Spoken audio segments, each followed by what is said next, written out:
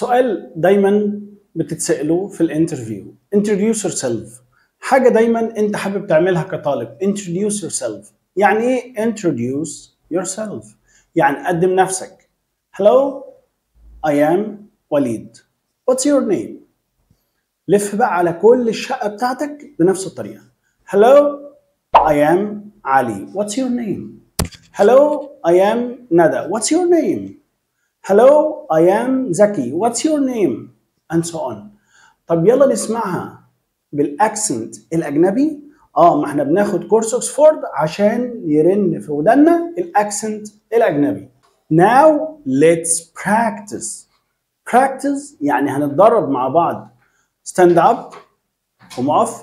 Move around. اتحرك في كل الشقة بتاعتك. يا ترى دي بتقول ايه؟ يا ترى بيرد عليها يقول لها ايه؟ What's your name? Hello, I'm Serena. What's your name? My name's Tom.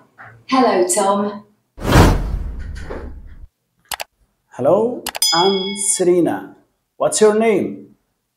My name is Tom. Hello, Tom. Now, another point.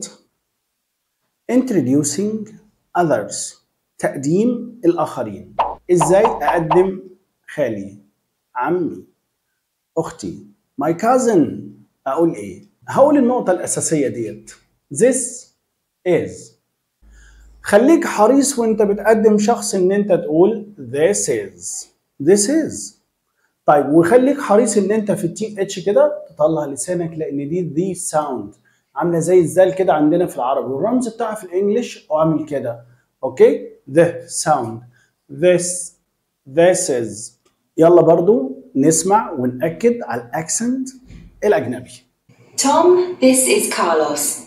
Carlos, this is Tom. Hello, Carlos. Hello, Tom. اسمع ده كذا مرة وبعد كده ارجع لي تاني. يا ترى guess what does she say؟ يا ترى هي بتقول ايه؟ Listen again.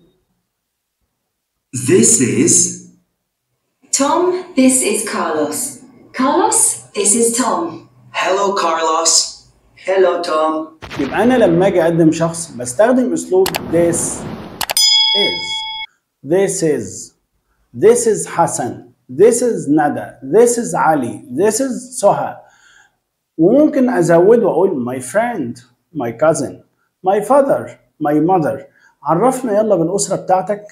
Go around the house and introduce everybody in your family to others. Okay?